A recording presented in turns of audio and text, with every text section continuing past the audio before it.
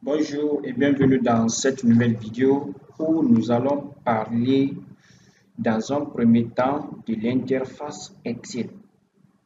Pour bien aborder le logiciel, il faut d'abord comprendre son environnement. Quels sont les éléments qui composent l'environnement du logiciel? Dans un second temps, nous allons parler d'une fonction usuelle plus utilisée dans le logiciel qui est la fonction somme. Quels sont les types d'utilisation de cette fonction? Et dans un troisième temps, nous allons terminer par les fonctions de base, les fonctions usuelles à part de la fonction somme. Nous allons parler également des fonctions courantes, mais qui sont très importantes, qu'il faut absolument connaître. Donc, sans plus tarder, nous allons commencer par cette première feuille que j'ai renommée Exo 1, c'est-à-dire, je vais vous expliquer brièvement l'interface du logiciel. Quand vous lancez le logiciel, je sais que ça c'est élémentaire, tout le monde le sait, dès que vous l'ouvrez, le premier écran sur lequel vous tombez, ce sont l'interface. C'est l'espace utilisateur. C'est là où l'utilisateur travaille. On l'appelle l'interface du logiciel, ou l'écran de travail, qui est composé essentiellement, je dis bien essentiellement, de trois parties. Vous avez une première partie qui est là, qu'on appelle le ruban. Voilà, ici, le ruban. Et la deuxième partie qu'on appelle la jaune de feuille de calcul, ou la jaune médiane, parce que c'est la jaune qui sépare deux parties, le haut et le bas, ou le ruban et la barre d'état. Donc, c'est pourquoi on l'appelle jaune médiane, parce que c'est la partie qui se trouve entre deux parties. Ou la jaune de feuille de calcul. Nous avons en bas, la troisième partie essentielle du logiciel, nous avons la barre d'état qui se trouve en bas du logiciel. Là où il y a plus les trois boutons là, option d'affichage. Peut-être dans une autre vidéo, je vais vous expliquer brièvement ces trois boutons là et leur importance. Voilà pour diminuer le zoom, pour augmenter le zoom. Et si vous voulez augmenter le nombre de feuilles, vous cliquez sur ce plus. Sinon, par défaut, vous n'avez qu'une seule feuille. Mais moi, c'est moi qui ai créé ces trois feuilles. Et nous allons ensuite expliquer ces trois composantes du logiciel. On va commencer d'abord par le ruban. Ce ruban également est composé en haut de trois parties. C'est-à-dire le haut du ruban est composé de trois parties. La première partie qui est là, qu'on appelle la barre d'outils accès rapide, et la deuxième partie qui est la jaune de titre, et la troisième partie qui est qu'on appelle couramment les boutons de fermeture ou les boutons de gestion, c'est-à-dire réduire, agrandir si c'est petit, et réduire si c'est grand. Et ici, c'est pour fermer. Et ce bouton-là, qu'on appelle option d'affichage du ruban, lorsque je clique dessus, ça me permet de masquer dans un premier temps tout le ruban pour avoir plus d'espace. Toujours ce bouton est là. Deuxième option, j'affiche seulement les onglets du ruban. Et la troisième option, j'affiche et les onglets et les commandes.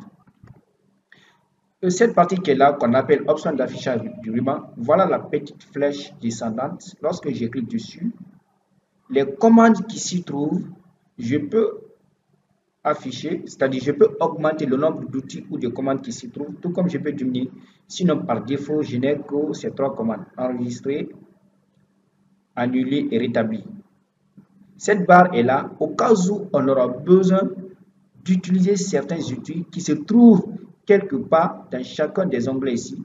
Pour ne pas aller chaque fois les rechercher, c'est pourquoi on doit les afficher ici. Par exemple, l'aperçu avant impression qui est là, dès que je coche, ça va être là. Au lieu de cliquer sur l'onglet fichier et puis imprimer pour faire aperçu, tout cela est long. Pourquoi ne pas l'afficher directement ici et automatiquement dès que je suis là et que je clique directement ici, ça me renvoie sur cette partie. D'où l'expression barre d'outils accès rapide. Ça me permet d'accéder rapidement aux outils sans aller les rechercher dans leur onglet respectif. Je peux augmenter, tout comme je peux diminuer.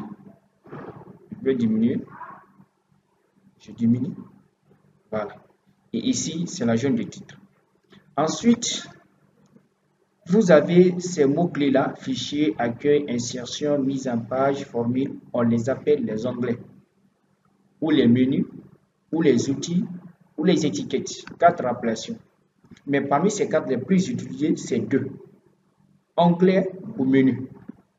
Donc, à chaque fois que vous cliquez sur un onglet, par exemple, je reviens sur l'onglet accueil, vous avez des groupes.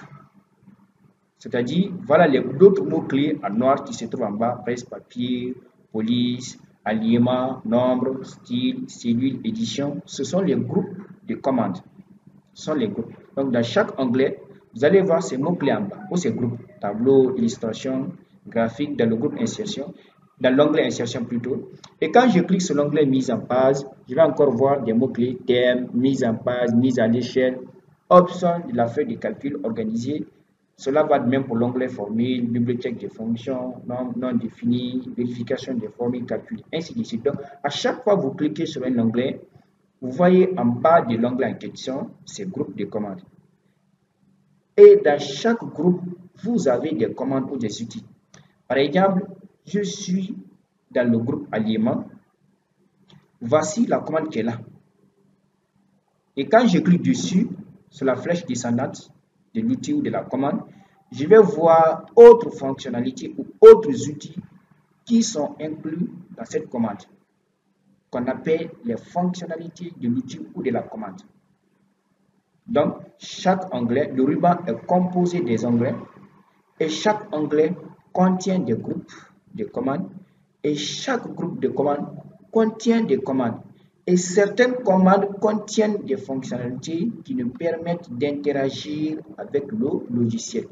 C'est pourquoi ce ruban-là est très important. C'est la tête du logiciel en quelque sorte. C'est ce qui va vous permettre d'interagir avec le logiciel. Et en bas de la barre du ruban plutôt, en bas du ruban, vous avez 3 rectangles ici. Ici, on l'appelle jaune de nom. D'ailleurs, à chaque fois que vous pointez sur un élément, que ce soit un outil ou bien une commande, vous allez voir une petite description qui donne des informations sur ce sur quoi vous avez pointé. Par exemple, je vais venir pointer sur l'onglet format. Voilà, regardez ce qui sort. On l'appelle infobulle, format. Ça sort modifier la hauteur des lignes ou la largeur des colonnes. Organiser les feuilles et protéger ou masquer les cellules. Je vais encore pointer sur ça.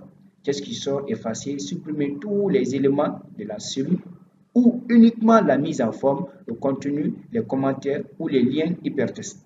Donc, c'est ce qu'on appelle les infobilles. À chaque fois, si vous ne savez pas, par exemple, comment utiliser tel outil, comment utiliser telle commande, il suffit seulement de pointer sur la commande ou sur l'outil en question et puis une infobille va apparaître pour vous donner plus d'informations sur l'outil ou la commande. Donc, quand je pointe ici, je vais voir c'est écrit jaune de nom. Insérer une fonction et ici la barre de formule. Pourquoi on appelle cette partie jaune de nom? Parce qu'à chaque fois que je clique dans une cellule ici, je vais avoir le nom de la cellule. Je suis dans la colonne E, ligne numéro 7, d'où son nom E7. Et quand je clique ici, je suis dans la colonne E, ligne numéro 12, alors je suis dans la cellule E12. Et ici, c'est l'assistant fonction, ce qui nous permet d'aller dans la bibliothèque de fonctions qui se trouve dans Excel. Je cherche selon les catégories. Voilà. Après, je fais le choix. Et ici, on appelle cette partie la barre de formule. C'est la barre là qui affiche la formule. Par exemple, quand je dis égal, ça plus ça, je tape entrée. Et dès que je clique ici, je n'ai que le résultat. Et c'est cette partie qui affiche la formule, d'où son nom, la barre de formule. Et à chaque fois, vous saisissez aussi dans Excel, c'est ici, la saisie apparaît encore là. Mais ici, quand vous faites un calcul, c'est ici la formule apparaît et vous n'avez que le résultat dans la zone de fait de calcul. Bien, donc vous avez une petite flèche ici, à côté à droite, en haut et à droite de la barre de formule. Cette petite flèche vous permet de l'élargir. Voilà, vous pouvez l'élargir au cas où vous aurez besoin de concaténer beaucoup de formules. Parce que Excel, c'est surtout les formules et les fonctions. Donc, je reclique encore pour la réduire. Tout comme je peux venir pointer sur les bords de la barre, je mets un clic gauche, je vais essayer de l'élargir. Donc, c'est possible de l'élargir beaucoup plus. Mais je ne crois pas si c'est nécessaire, puisque plus vous saisissez les formules, plus la zone s'élargit. Ensuite, voilà ce qu'on doit retenir sur le ruban. Les éléments essentiels du ruban. En haut, vous avez à gauche la barre d'outils accès rapide. Au milieu, la zone du titre. Ici, vous avez option d'affichage du ruban et les boutons de fermeture ou de gestion. Également, vous avez les onglets ou les menus ou les outils ou les étiquettes. Et dans chaque onglet, vous avez des groupes de commandes. Et dans chaque groupe de commandes, vous avez des commandes. Et certaines commandes, surtout celles qui contiennent des petites flèches, à chaque fois que vous voyez une petite flèche à côté d'une commande, dites-vous qu'il y a d'autres choses, d'autres éléments, d'autres fonctionnalités dans la commande. Donc, en quelque sorte, en bref, le ruban d'Excel est cette barre horizontale placée au-dessus de l'écran sur laquelle sont affichés des outils ou des menus ou des onglets. Et à l'intérieur de chaque onglet, vous avez des groupes de commandes.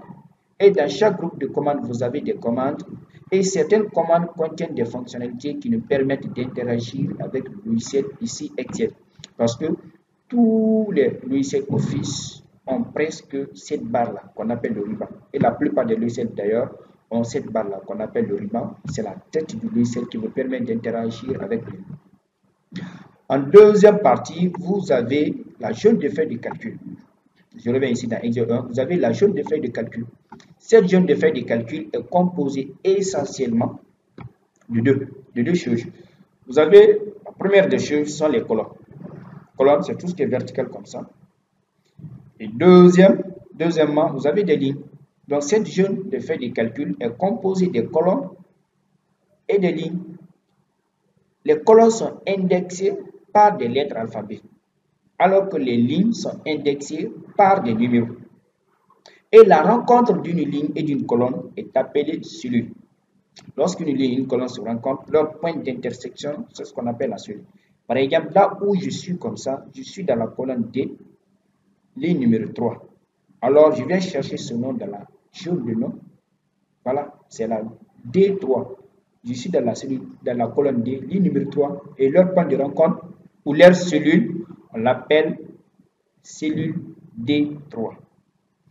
Et pour connaître quelle est la dernière colonne, je maintiens la touche CTRL enfoncée, puis avec un autre doigt, je clique sur la flèche de direction droite.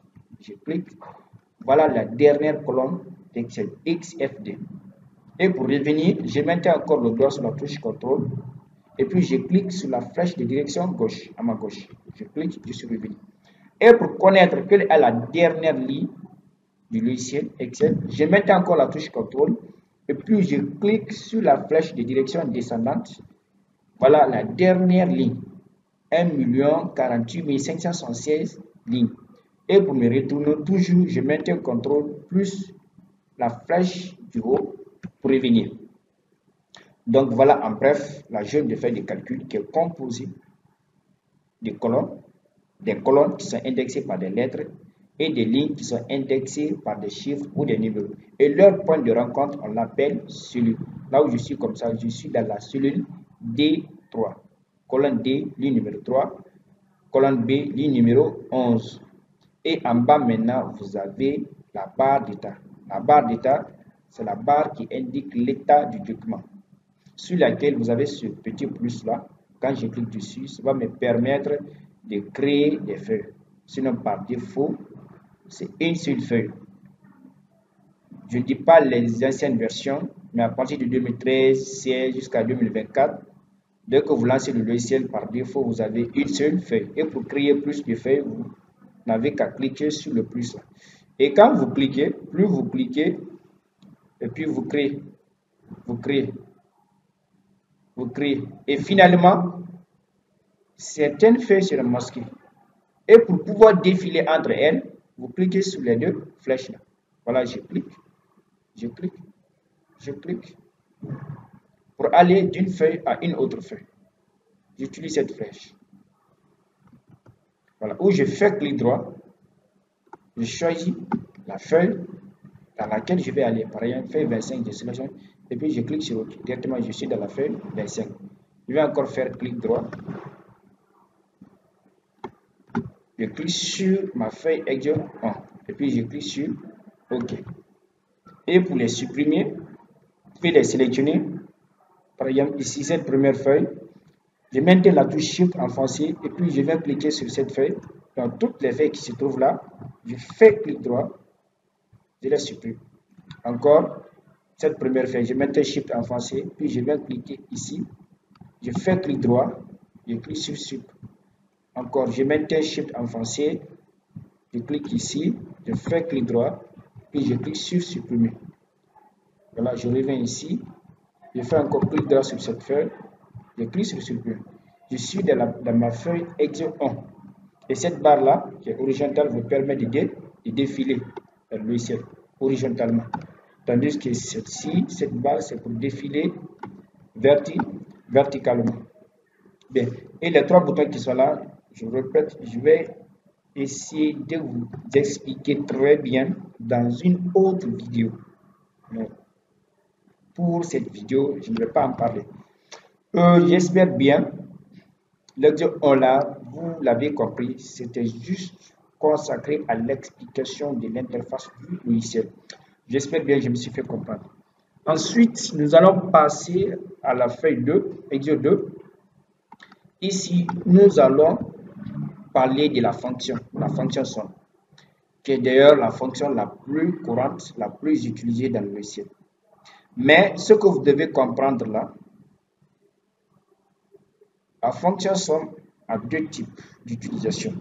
Vous avez une somme qu'on appelle somme contiguë et une autre qu'on appelle somme non contiguë. Quelle est la différence? Je m'explique. Lorsque vous voulez calculer les valeurs qui se suivent, comme ici, je vais faire la somme de ces trois cellules-là qui se suivent.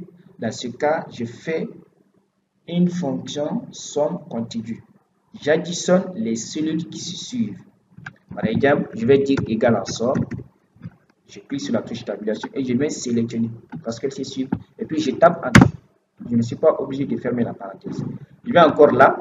Je peux utiliser même le raccourci de la fonction somme qui est la touche Alt à gauche plus égal. Automatiquement, ça va sélectionner toutes les valeurs qui se trouvent au-dessus. Et puis je tape Enter. Bien. Donc ici, j'ai utilisé la fonction somme contiguë. J'ai additionné les valeurs qui se suivent. Et lorsqu'il s'agit des valeurs qui ne se suivent pas, dans ce cas, j'utilise la fonction somme non contiguë. C'est la même fonction somme, c'est le même nom, mais l'utilisation est différente. Par exemple, ici, je vais dire, par exemple, je vais écrire ici deuxième tranche, tape Entrée. Lorsque je vais calculer la somme de ces deux tranches-là, je vais dire égal à somme. Je sélectionne ici pour descendre automatiquement. Vous voyez, je ne peux pas. Donc, pour venir sélectionner ça, je maintiens la touche CTRL enfoncée et puis je clique sur ça. C'est fini. Ou bien j'efface. Au lieu de maintenir le dos sur la touche CTRL, je mets point virgule. Donc, CTRL et point virgule, c'est la même chose.